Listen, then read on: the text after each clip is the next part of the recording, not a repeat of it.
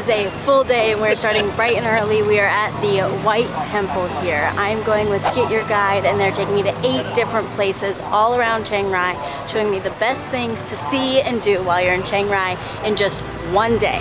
Let's go.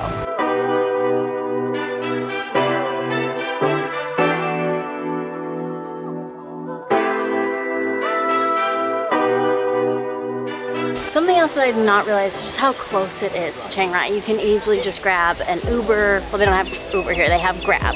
So you can easily grab a Grab right to here, but it's also massive.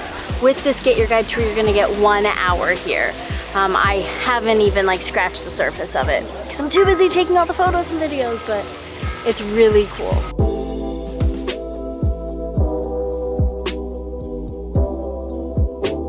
While majority of stuff here is white and very, very white, there is the Ganesha Worship Hall, which is very gold. Very, very gold.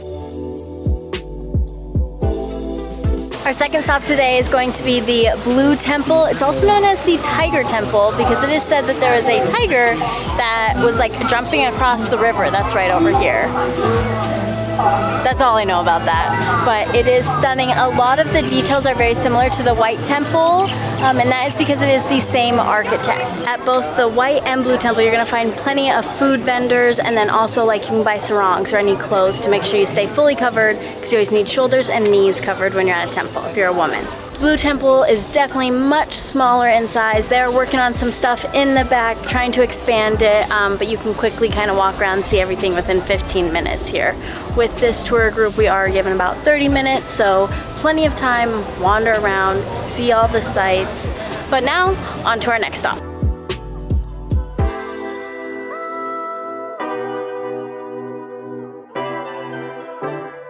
Next up is the Bandam House.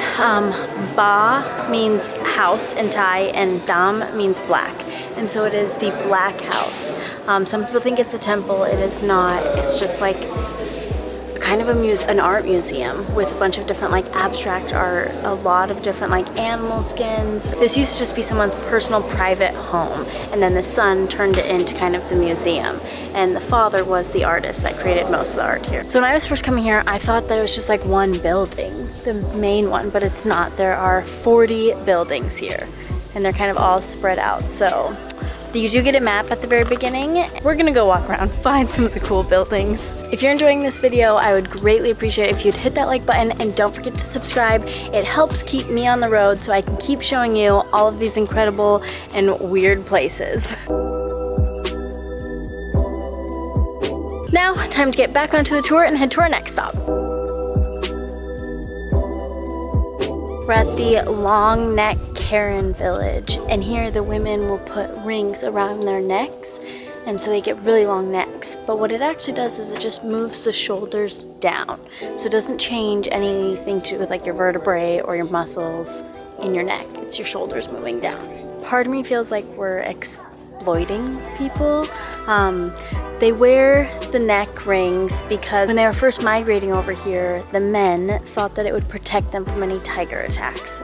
So they put them on their legs and then also on their necks.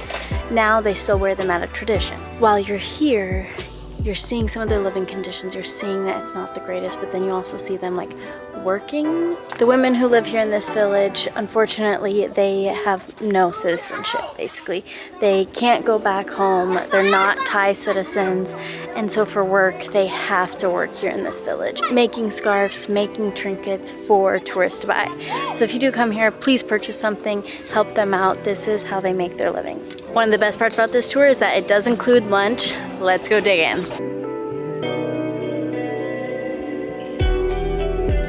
Now we're checking out the Fong tea plantation. We're gonna go do some tea tasting right now. When you're here, you can purchase tea, you can purchase different coffees, you can also purchase different clothing souvenirs. They've got it all. They also have beautiful lookout areas to sit and enjoy your tea. Definitely recommend you grab yourself a green tea latte. It's delicious.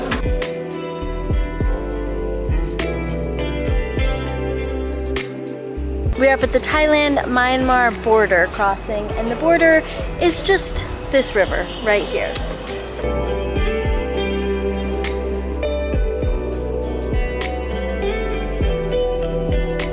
Myanmar is 30 minutes behind Thailand.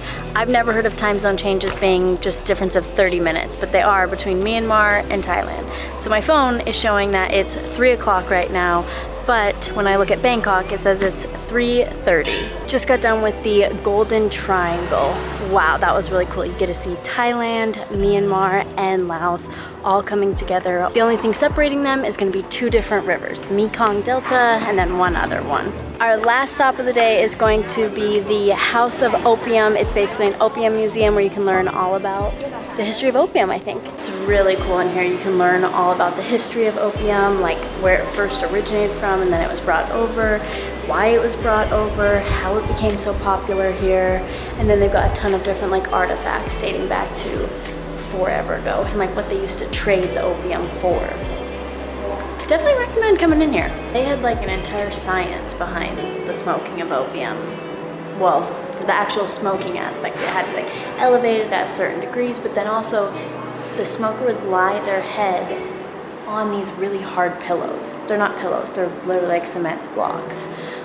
But then the effects of opium would make them think that their head was like on a pillow. And then they'd also lay on these like bamboo mats over here because it would help keep the smoker like cool from underneath. Last stop, right next to the Opium Museum, is going to be the Big Buddha here. One thing to keep in mind is that every place we've been to today, there have been a ton of different stands where you can buy food, drinks, clothing, anything you need. There's also always 7-Elevens everywhere in Thailand. Unfortunately, the tour is over, but that was a full day from 8:30 a.m. to 6:30. We got dropped off at the Saturday night market here in Chiang Rai.